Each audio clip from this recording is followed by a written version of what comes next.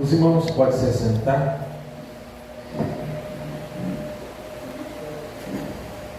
Abra sua Bíblia no livro de Mateus, capítulo de número 6.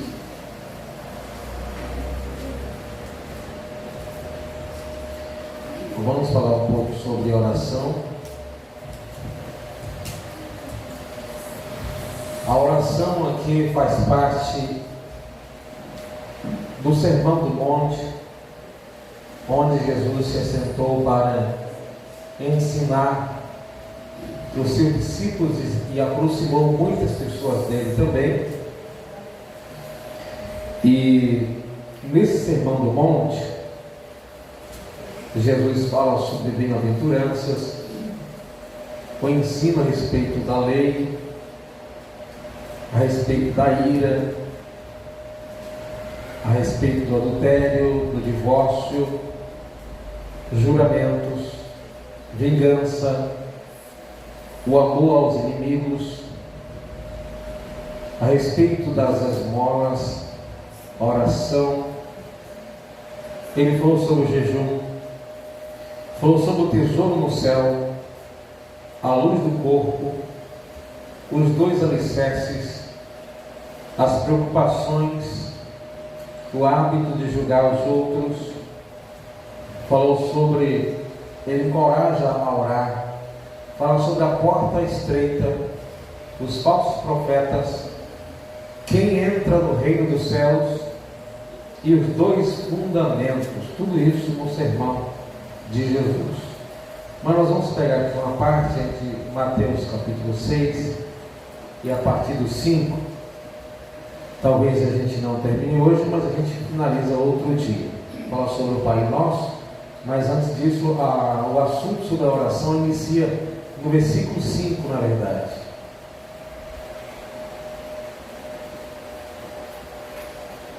Sobre a oração. Começando aqui no versículo 5, Jesus diz assim: e quando orarem, não sejam como os hipócritas que gostam de orar em pé, nas sinagogas e nos cantos das praças, para serem vistos pelos outros. Apenas aqui até o momento.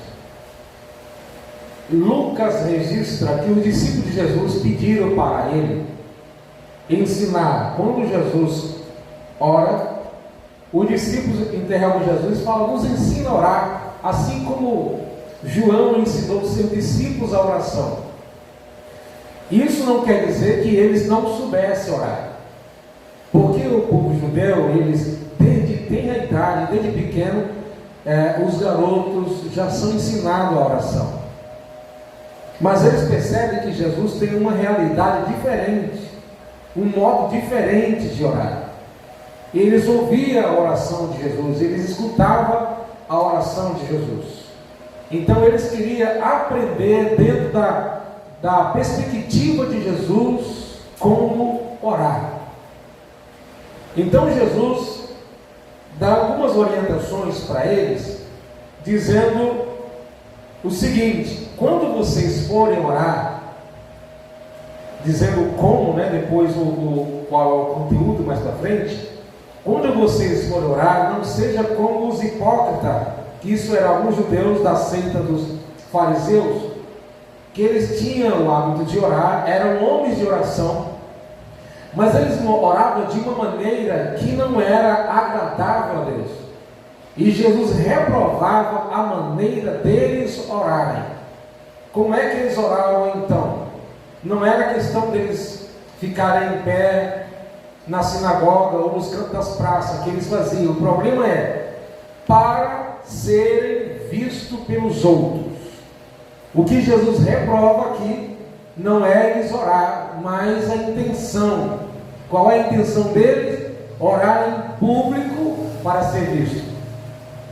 Quando a gente fala de oração na Bíblia, nós devemos tomar cuidado de entender se é um contexto de orar na sua casa ou se é uma oração pública. Jesus está dizendo aqui de uma oração que é um contato que nós temos diretamente com Deus e que não precisa ser feita para que os outros escutem. Eles então, na sua oração particular, ao invés deles orar na casa deles, eles iam orar nas praças, nas sinagogas, a oração que eles deveriam estar fazendo em casa.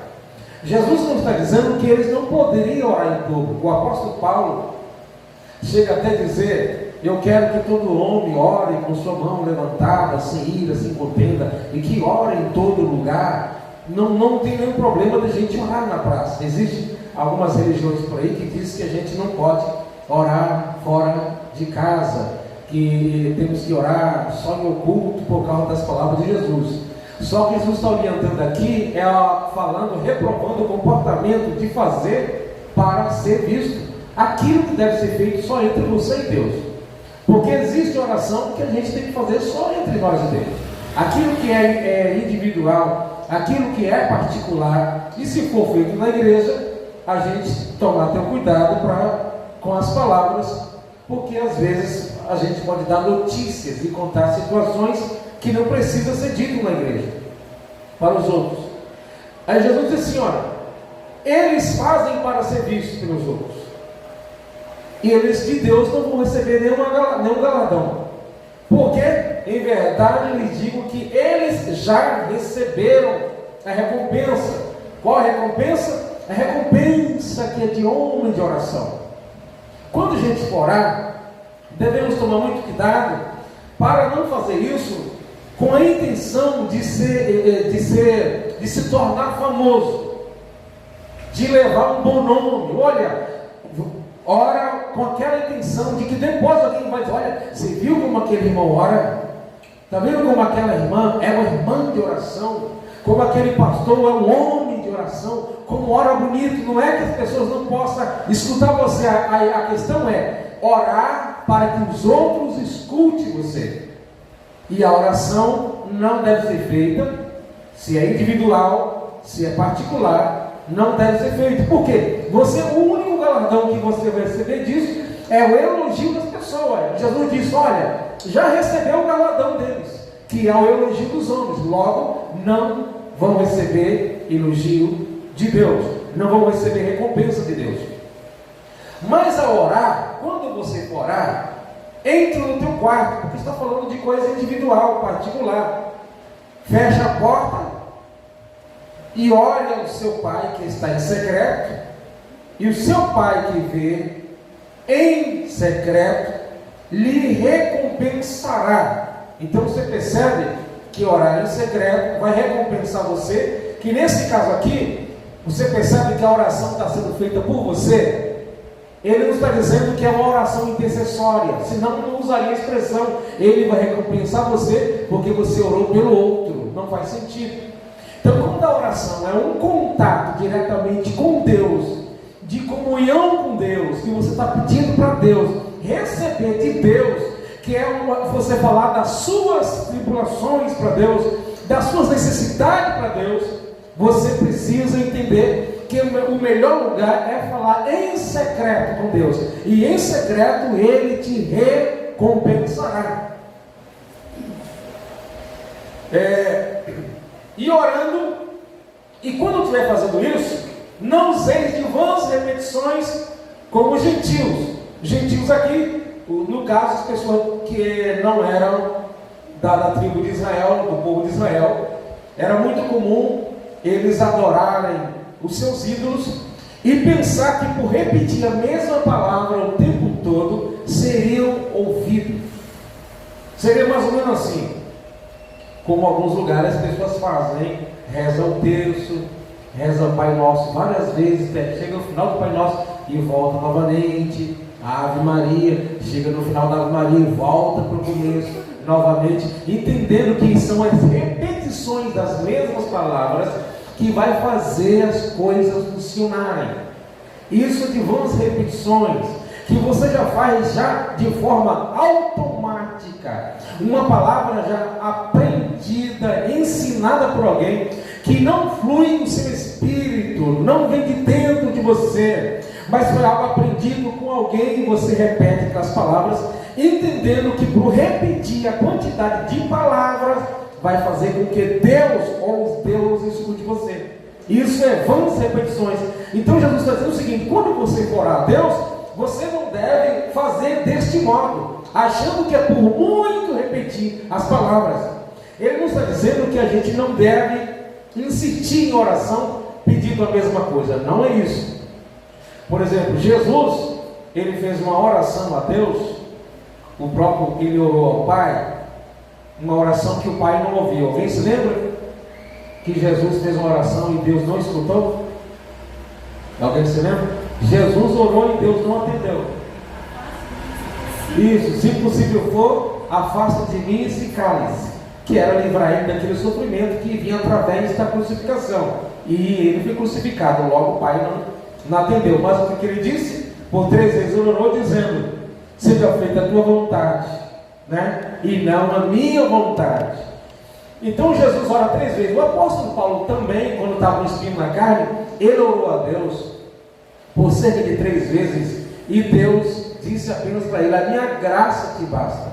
Isso não quer dizer que você não possa pedir. Só que quando Jesus vai lá e pede ao Pai as 3 vezes que ele ora, ele não estava acreditando na repetição das palavras. Ali era uma insistência. Você pode pedir de manhã: Deus, eu quero uma casa, providencie uma casa para mim, porque eu preciso de uma casa por isso e isso. Quando chegar tarde, você vai fazer o mesmo pedido sem nenhum problema. Só não pode pensar que é a quantidade de palavras repetidas, exatas, que vai convencer a Deus, porque isso é o que a gente chama de reza, uma oração repetida, acreditando nas palavras, pontos e vírgulas. Isso é chamado na Bíblia de vãs repetições. Em outras, podemos entender, reza não é uma coisa que Deus escuta, né? Deus não atende reza. Nós temos que orar. Orando não useis de vãs repetições, como os gentios, porque eles pensam que por muito falar serão ouvidos. Falar aqui não é insistir em muita oração. Falar aqui é repetir as palavras. Não seja, portanto, como eles. Jesus está dizendo: não ore igualmente as pessoas. Você percebe que Jesus, para ele, não basta você fazer, é preciso fazer da maneira que ele orienta. Porque a gente pensa: não, irmão, Deus vai entender. Desde que a pessoa dobra o seu joelho lá e ora, para que Deus importa. Não é isso. Porque tem vezes que a gente fica de joelho dobrado e é uma oração que não tem reflexão. Glória, glória, glória a Deus. Aleluia, Jesus. Glória, glória, glória a Deus. Aleluia. Tem misericórdia, Senhor. Glória, glória, glória. Isso é oração, pelo amor de Deus. A gente não reflete. A gente nem está pensando o que está falando. Isso está no automático. Nos faltou o que dizer. Nos faltou a reflexão. Isso é oração que você está perdendo o seu tempo. Por isso, quando alguém chama assim: olha, vem na frente, recebeu o batismo do Espírito Santo, e começa a dar glória, e as pessoas só falam a glória, e daí? Isso não é oração, gente. Isso é vãs repetições. E algumas pessoas ensinam as pessoas a receber o batismo com o Espírito Santo assim. Alguém já viu pessoas fazendo isso? Começa a dar glória, glória, glória. Começa a dar glória, glória, glória, glória, glória, glória. É claro que a língua da pessoa vai enrolar, e daqui a pouco vai estar falando em outras línguas mesmo. Você está entendendo?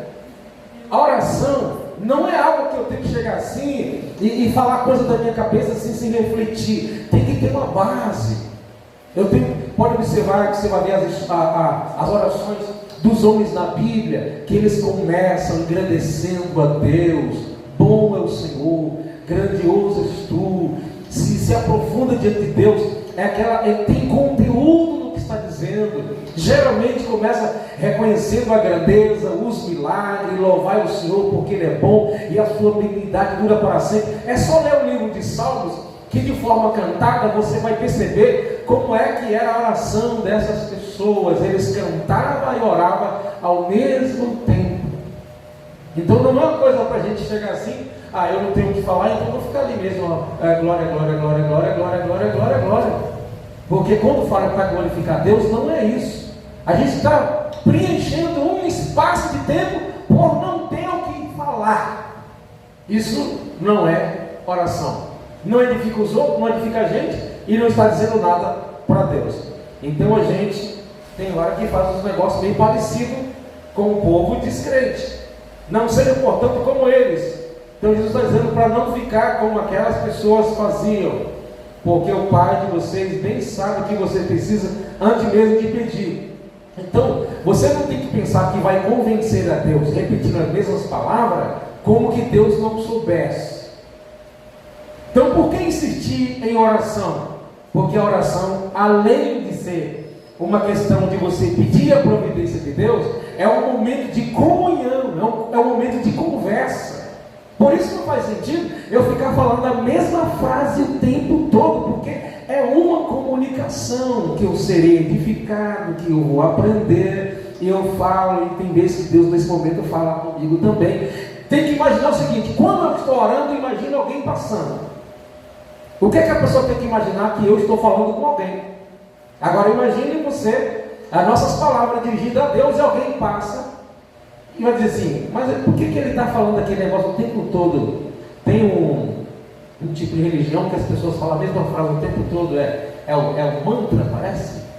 Acho que é o tal de mantra, que eles falam algumas frases que parece que não tem sentido, né? Então a oração tem que ter sentido. Temos que orar, mas tem que fazer sentido as nossas palavras, seja em pensamento, seja em palavras. Você acordou de madrugada para orar, está com muito sono, para não ficar com vãs repetições, lava seu rosto, vai ao banheiro, pega o espaço. Olha, nunca é bom você orar de madrugada, despertou o relógio e você já toca o giro, você não vai orar bem. Você está entendendo? Lava o seu rosto, vai ao banheiro, dá um tempo de uns 5, 10 minutos, cai na real, porque a oração você vai falar com alguém que é muito sério, você precisa estar consciente que está orando. Daqui a pouco você está orando, daqui a pouco está falando de trânsito, daqui a pouco está falando da porta. O que eu estou falando com Deus mesmo? Nem sei o que estou falando. Então eu preciso estar acordado para orar. E de vez em quando o sono ainda nos assalta. Geralmente, graças a Deus, dificilmente eu pego no sono quando eu oro de madrugada, dificilmente, porque eu não vou diretamente orar. Eu me desperto, entendeu? Para depois orar. Senão a gente fica lá, e tem gente que passa horas de joelho dormindo. Tem gente que passa 40 minutos, 1 hora dormindo. Aí não orou. Então você tem que despertar. É uma questão consciente. Ah não, Deus só de ver você dobrar o joelho já vai te dar vitória. Não. Aquele que aproxima de Deus deve acreditar que Ele é galardoador daquele que o busca. É uma coisa bem mais séria, tá? Senão a gente vai perder o tempo ali. Não é que você vai estar pecando contra Deus, mas é um negócio meio empurrado assim, sabe? É uma comunicação que eu preciso estar ligado ali. Então Jesus está falando para não fazer como as pessoas. Como é que eu tenho que fazer então, Jesus? Quando você for orar, primeiro, a gente tem que entender que Deus é o Pai. Os judeus, eles não tinham o hábito de se aproximar de Deus, considerando Deus como Pai. Sempre Deus como Senhor. Não era algo nem permitido. Você não vai ver no Antigo Testamento, antes de Jesus, ele se dirigindo a Deus, Pai, Pai, Pai. Isso é, você dizer que Deus era o seu Pai, era quase uma blasfêmia para alguns judeus, tá? Era quase uma blasfêmia para ele, porque você estaria dizendo que era filho, e dizer que é filho é como você ser igual. E Jesus foi questionado pelos fariseus porque ele disse que ele era filho de Deus. Eles acharam que Jesus estava blasfemando. Portanto, ore assim. Quando Jesus fala ore assim, ele não está dizendo que toda vez que a gente for orar, que a nossa oração é apenas esse trecho pequenininho que começa: Pai nosso que está no céu, santificado seja o teu nome, terminou, que não dá nem um minuto de oração. Mas ele está dando aqui para a gente um norte do conteúdo, um modelo de oração para nós. Porque era esse modelo que os discípulos não tinham. de se aproximar diante de Deus com esse tipo de conteúdo na sua oração. Então ele começa dizendo: Pai nosso que está no céu. Primeiro vocês têm que entender que Deus é Pai, e que Ele está no céu, e que você precisa entender que Ele é santo. Então, santificado seja o teu nome. Não é que eu vou tornar o nome de Deus mais santo, mas a minha maneira de ser, eu preciso considerar que Deus deve ser santificado na minha vida. Porque a palavra santificado quer dizer separado. Então não posso entender que Deus é um ser como qualquer outro. Eu preciso separar Deus de qualquer outro ser, de qualquer outra pessoa, de qualquer outra divindade. Eu não posso igualar Deus como criatura, porque Ele é Deus. Então eu tenho que tomar cuidado, porque a Bíblia, a palavra de Deus nos diz para a gente não tomar o nome do Senhor Deus em vão. Por quê? Porque o nome do Senhor, o Senhor, Ele é santo. Algumas pessoas brincam muito com essa questão de Deus. Pode observar que no meio evangélico o nome de Deus é muito banalizado. Coloca a frase com o nome de Deus até em tapete. Tudo Deus, Deus para lá, Deus para cá. E isso é na cultura nossa. O povo de Israel não tinha esse costume de usar nome equivalente, Jeová, até porque Jeová é um nome adaptado, mas Senhor, Adonai, alguma coisa que nem nós fazemos. Eles tinham o maior cuidado para usar o nome de Deus, aquilo que era uma referência ao nome de Deus. Não é como nós. Deus me livre. Os judeus não falavam isso. Deus não sei o quê. O nome de Jesus, por exemplo, tornou um nome assim muito comum na nossa boca. Tudo nosso, sangue de Jesus. O Senhor te repreenda. O está queimado em nome de Jesus. Jesus me valei-me, né? Os católicos falam valei-me. Então, mas isso não faz parte da cultura bíblica. Pode observar, eles não usam o nome de Jesus. Vai ver nos escritos da Bíblia que eles não usam o nome de Jesus aleatoriamente, qualquer coisinha, Jesus para lá, Jesus para cá. Deus assim, de forma tão corriqueira como nós pensamos, porque está se referindo a alguém que é santo. O nome, o nome de Deus, ele é tão respeitado que a Bíblia nos diz que não há outro nome igual a este, né?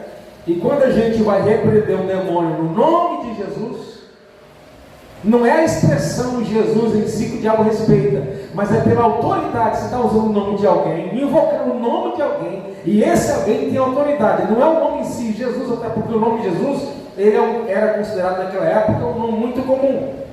Mas você está invocando, usando Jesus, mas não é de qualquer Jesus que você está falando.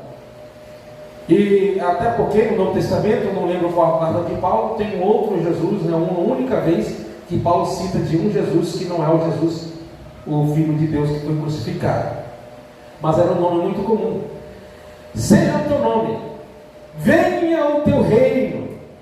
Que na nossa oração nós devemos entender que o governo de Deus, o domínio de Deus, a vontade de Deus precisa ser manifestada. O querer de Deus entre os homens. Então quando fala venha a nós o teu reino, está falando do estabelecimento do seu poder, da sua graça, dos seus milagres, da evidência disso. Jesus disse assim: olha, o reino de Deus está entre vocês. Só que o reino de Deus é comparado com um fermento que começa e depois expande. É comparado com uma semente de mostarda que é pequenininho, que parece insignificante e depois cresce. Já estava entre os homens, mas precisava ser revelado entre os homens. Então quando diz venha a nós o teu reino, é essa a ideia do reino ser evidenciado, se mostrado, ser revelado entre as pessoas. Isso é o reino, buscar o reino. Por isso a Bíblia diz: mas buscais primeiro o reino e a sua justiça, que é esse governo de Deus entre nós. Pão nosso, seja feita a tua vontade, venha a nós o teu reino, seja feita a tua vontade, assim na terra como no céu. No céu, tudo é feito segundo a vontade de Deus. Os anjos, as hostes celestiais, realizam a vontade de Deus. E na nossa oração, nós devemos entender também esse conteúdo da nossa oração: seja feita a tua vontade. Claro que nem sempre estamos dispostos a seguir a vontade de Deus. Por quê? Às vezes a vontade de Deus contradiz a nossa. É igualmente alguém quando está orando para casar e já tem alguém de vista. Geralmente o rapaz, a moça, Senhor, aquele moço, aquela moça, está orando. No final é uma frase que ele diz, que ela diz, mas se pudesse não usaria. Se está um apaixonado, dizer, seja feita a tua vontade, porque ele sabe que essa vontade de Deus pode ser dizer não. E aí o não, para quem é apaixonado, é uma morte. É de Deus ou de Deus. Mas por quê? Porque você estiver disposto a fazer a vontade de Deus, mesmo assim será complicado, porque esse sentimento, essa paixão, não é que Deus disse não e no outro dia você pode gostar da pessoa, que não é assim. O não de Deus não faz você desistir de uma hora para outra, quando envolve sentimentos. Quando envolve razão, sim, é emprego. Você quer aquele emprego, Deus disse não, é capaz de no outro dia você não querer mais o emprego e olhar com outro olho. Mas se for coisa sentimental, não é assim que funciona, né? Quem tem filho já falou para o filho, aquele rapaz, aquela moça, não é para você, meu filho, aquele rapaz não é para você, minha filha. E você percebe até convencer como é complicado, porque envolve sentimentos, envolve emoções.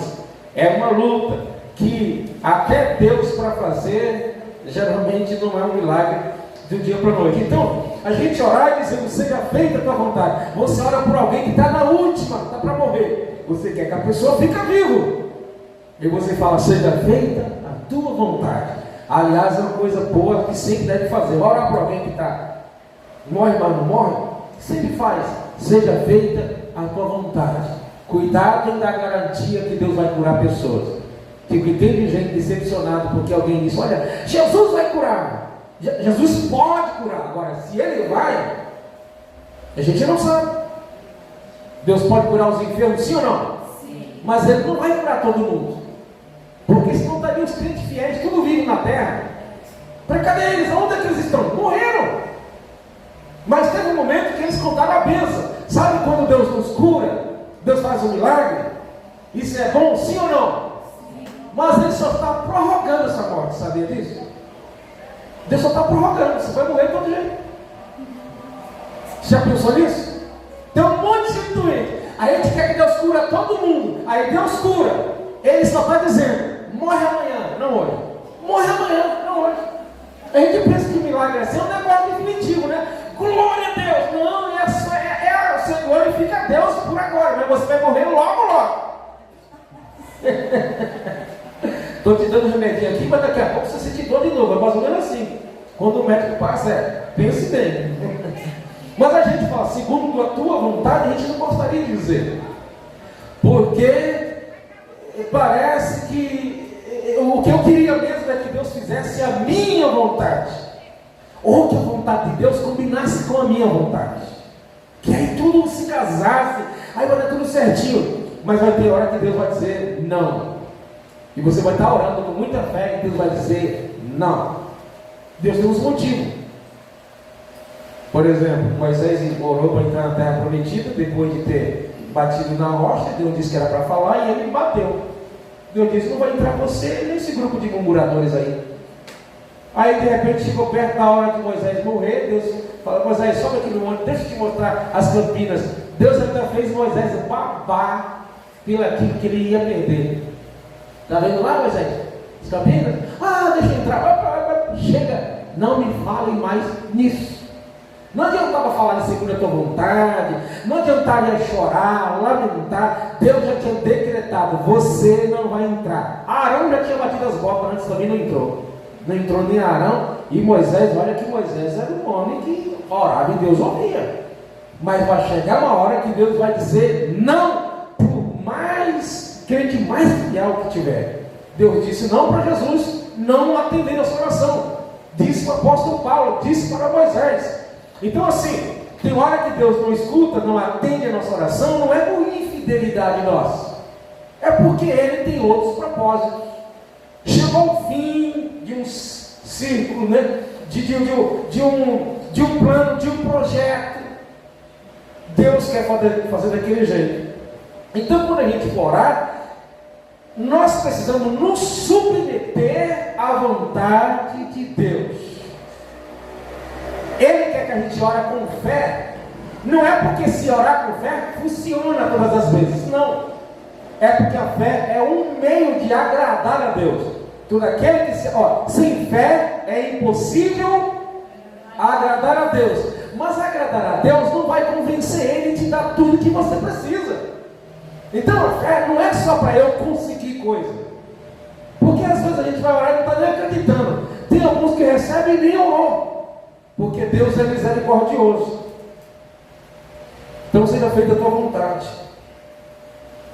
E aí tem coisa que o silêncio de Deus vai estar dizendo que não é a vontade dele. E tem coisa que Ele vai querer que você insista. Tem coisa que Ele vai dizer, é a minha vontade. E aí entra nas necessidades que nós temos como ser humano. Os primeiros pedidos é sobre a glória de Deus, agora sobre o ser humano. O versículo 11: o pão nosso de cada dia dar-nos hoje, falando das nossas necessidades básicas, daquilo que nós precisamos. Aqui não inclui vaidade, aqui não inclui riqueza, aqui inclui as nossas necessidades do dia a dia, seu emprego, seu ir e vir, aquilo que você luta para adquirir o pão de cada dia.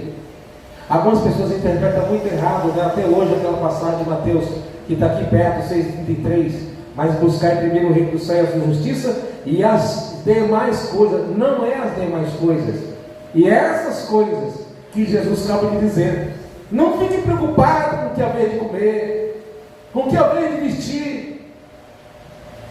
Se Deus cuida dos passarinhos, não vai cuidar também de vocês? Porque vocês ficam solícitos. Então, Jesus não está dizendo que porque você é fiel a Ele, busca a sua vontade, que Ele vai te enriquecer. Algumas pessoas nessa vida receberão riqueza, mas o próprio Jesus disse para os seus discípulos um dia: os pobres sempre vão existir entre vocês. Não há uma promessa para toda a igreja. Existem pessoas que nós não sabemos quem. Alguns se enriquecem de forma ilícita, outros porque tem mesmo chamada para isso, Deus providenciou o meio de enriquecer, mas algumas pessoas podem trabalhar e lutar, nunca irão enriquecer. Algumas delas é o próprio Deus que impede que se enriqueça. Algumas pessoas seriam um demônio se enriquecesse. Algumas pessoas seriam uma perturbação da humanidade. Deus não impede todo mundo que é assim enriquecer, mas alguns Ele impede. Então, amados irmãos, Deus nos dá o pão de cada dia, Ele providencia. Ele sabe que você precisa, mas Ele quer uma comunicação com Ele. A gente tem dificuldade de entender. Se Deus sabe que eu preciso pedir, porque o pedir não é apenas para receber, o pedir tem a ver também com comunhão, intimidade, esse entrosamento com Deus. É mais ou menos que nem aquele pai que sabe que o filho deseja várias coisas, que o filho quer, mas ele vai dar muitas vezes porque o filho chegou e conversou com ele, teve uma conversinha ali, né? E conseguiu. Ah, meu pai não me ama porque meu pai sabe que eu preciso, nunca me dá. Não é assim que funciona. Onde está a comunicação, a comunhão, a intimidade, a participação, compartilhar ideias? Perdoa nossas dívidas. Vem outra parte aqui muito complicadinha para nós, né? O versículo 12: perdoa-nos as nossas dívidas. Toda vez que a gente peca, a gente contrai uma dívida para com Deus. Não é o diabo, você não está contraindo dívida com Satanás, como a voz sua pensa. É com o próprio Deus que a gente contrai dívidas. Então é Ele que nos perdoa. Só que Ele nos dá condições. E essa condição parte do nosso coração. Perdoa nossas dívidas como nós temos perdoado aquele que nos deve. Essa é uma parte que é como se fosse uma facada, uma espada no nosso coração. Por quê? Porque a gente vai encontrar muita gente que está na igreja, mas que não consegue perdoar ninguém. E eu quero dizer para você uma coisa: dificuldade de perdoar em alguns momentos todos nós temos. Em algumas pessoas mais ou menos. Existem pessoas que não é nem crente e perdoam com facilidade. Existem pessoas que é crente e tem dificuldade de perdoar. Mas se alguém serve a Cristo sinceramente, tem o Espírito de Deus, essa pessoa consegue. Se eu não consigo perdoar as pessoas, provavelmente eu nunca nasci de novo. Ter dificuldade é possível com qualquer pessoa. Só que existem pessoas que ela não tem dificuldade, ela não perdoa mesmo.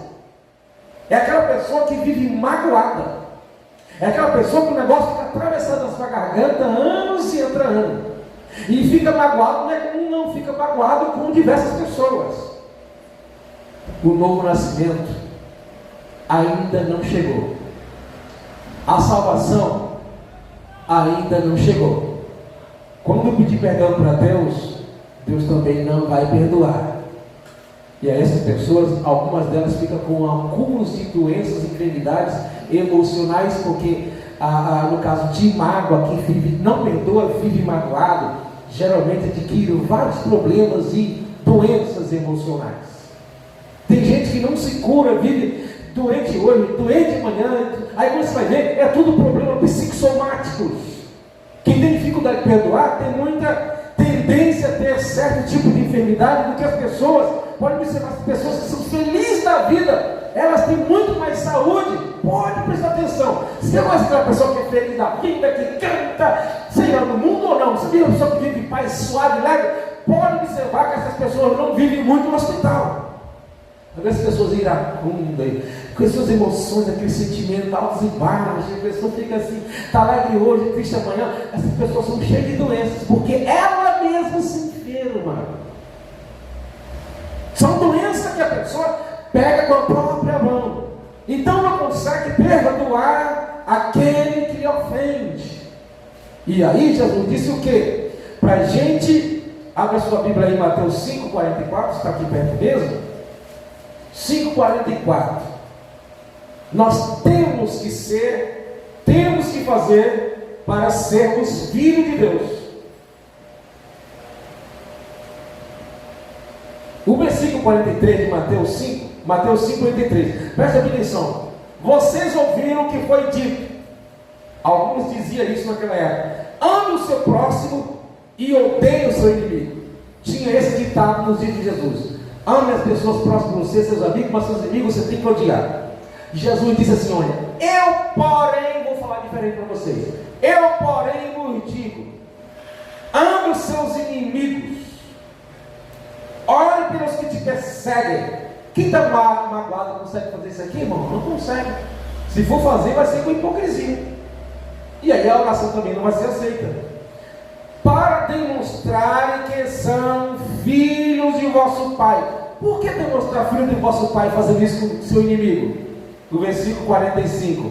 Porque é assim que Deus nos trata.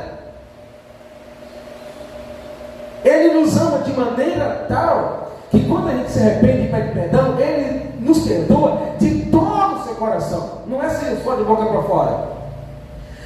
Que está no céu, porque Ele faz sol nascer sobre os maus e os bons, e vir chuva sobre os justos e os injustos. Porque se vocês amar aqueles que os amam, que recompensa vocês vão ter? Eu amo todas as pessoas que me amam. E os que não te amam, eu não amo. Então, que diferença você tem das pessoas do mundo? Não tem diferença. Os publicanos também fazem. Os que não têm Deus também fazem amizade com quem faz com eles. E se você saudar somente os seus irmãos, o que é que estão fazendo demais se você saudar só aqueles que te saúdam? Está fazendo o que demais? Nada. Isso não te torna filho de Deus. Os gentios também fazem o mesmo. O que é que a gente tem que fazer? Por portanto seja perfeito, como é perfeito o vosso Pai que está no céu, que quando manda chuva para todo mundo. Seria mais ou menos assim: você vai dar boa tarde para todo mundo. Vai dar Pai do Senhor para quem gosta de você, quem odeia de você, fala mal de você não está sendo hipócrita. Ser hipócrita é dar a entender uma coisa que não está acontecendo com você. Vamos terminar, porque a hora já foi. Então quando a gente fala assim: Pai, perdoa-me como eu tenho perdoado aqueles que me têm ofendido, os meus devedores, é desse modo que Deus vai nos perdoar. E se a gente não tem perdoado, Deus também não vai nos perdoar. Mais para frente você vai ver que tem esse versículo Jesus repetindo novamente. Então na oração a gente tem que orar. Por isso que a oração tem que refletir o que a gente está falando. E não nos deixe cair em tentação. Tentação aqui não é a ideia de, seria mais ou menos assim: não me deixe adulterar. A tentação aqui seria: não me deixe cair numa situação que me leve ao adultério. Não me deixe cair numa situação que me leve a querer roubar. Não é nem a ideia de aparecer um produto, mas a oportunidade. Que a gente pensa logo na coisa no último ali. Não, então uma mulher lá na empresa: Senhor, que lá não apareça um homem querendo me perturbar para eu trair meu marido. Seria isso, não é a ideia que aquele homem que estava me perturbando não me derrube. Não é essa a ideia.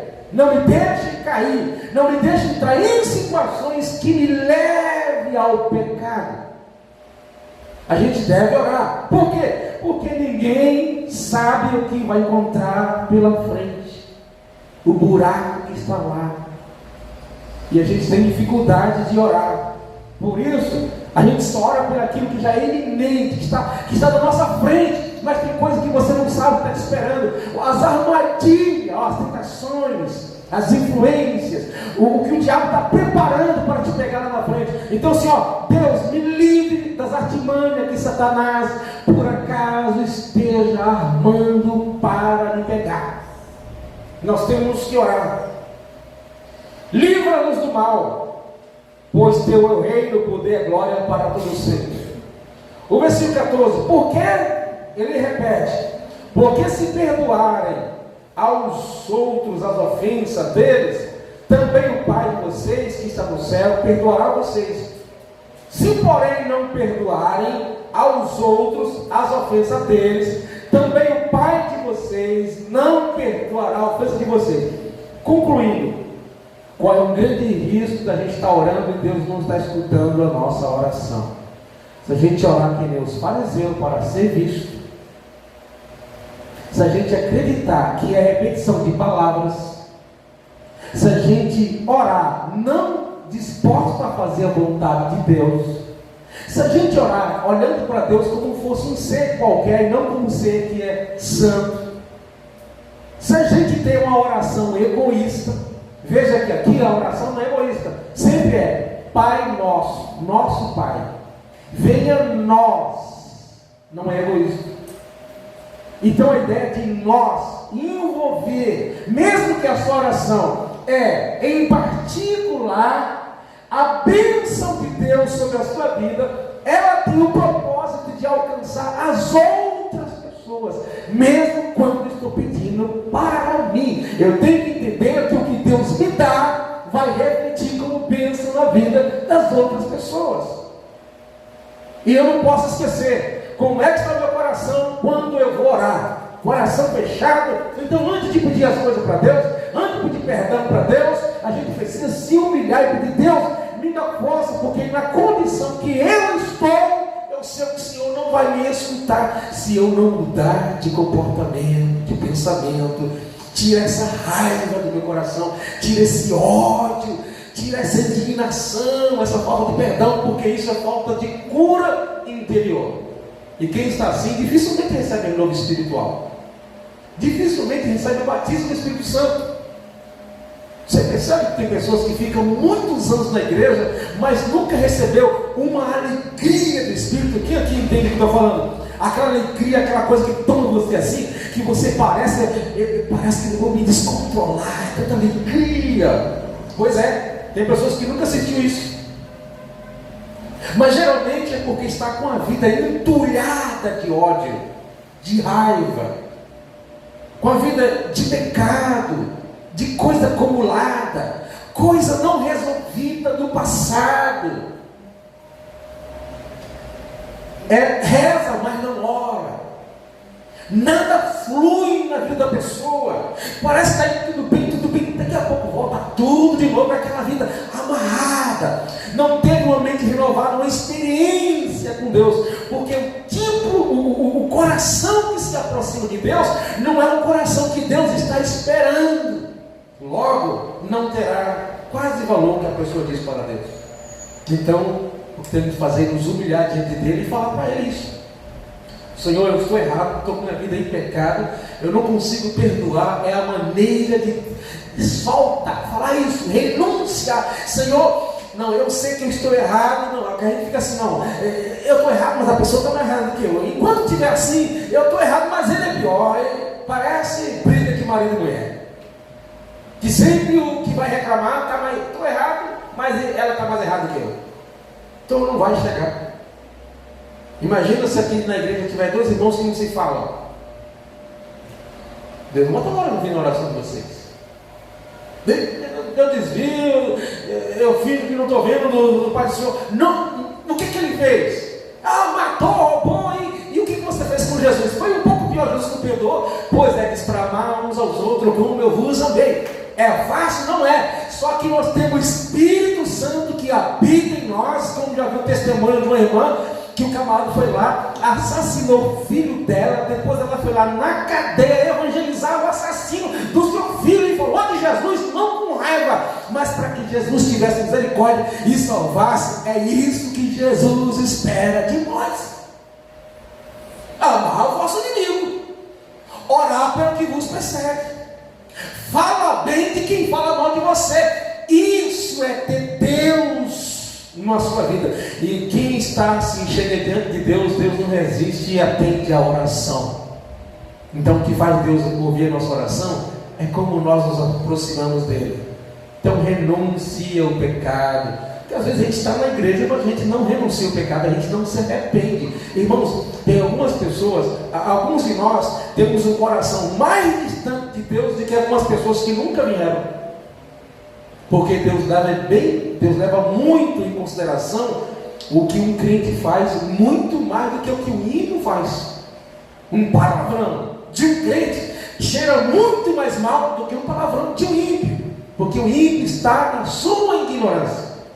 Agora nós, de propósito, consciente, sabendo, por isso que algumas pessoas no juízo vai sofrer mais o fogo do inferno do que outras, por causa da consciência da verdade que tem e não guarda.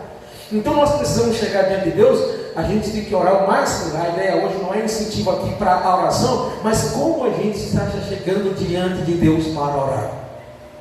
Que a gente vai orar e a nossa oração não passa de 5 minutos, a gente não trava e não sai mais nada. É a condição do nosso coração. No novo convertido, isso é normal, irmão. Quem acabou de chegar agora, e não é para o novo convertido não, depende da sede. Mas um crente veterano não consegue passar mais do que 5 horas de oração e tudo acabou, parece que virou uma nuvem negra. Alguma coisa de dentro está atrapalhando isso. Porque quem tem o Espírito de Deus, nasceu de novo, se dobra, vai ali nas suas palavras sim, glória a Deus, irmão. 5 minutos não dá para você nem agradecer, irmão. Faz um teste na hora, experimenta isso na sua casa. Quem aqui é alegre pelo pai, pela mãe, pelo trabalho, pelo sol, pela chuva? Levanta a sua mão. Você começa assim: Senhor, obrigado, porque hoje de manhã o Senhor me deu força para eu me levantar e trabalhar, ter o fôlego de vida. Estou enxergando, muita gente não teve esse privilégio. Eu ainda tenho pai vivo, mãe viva, que muita gente não tem. Tenho irmão, tenho filhos. O Senhor me deu uma profissão. Vai agradecendo para você ver onde isso vai parar. Eu tenho uma casa para morar, paga aluguel, mas tudo certinho. Bicicleta, o Senhor providenciou também um carro.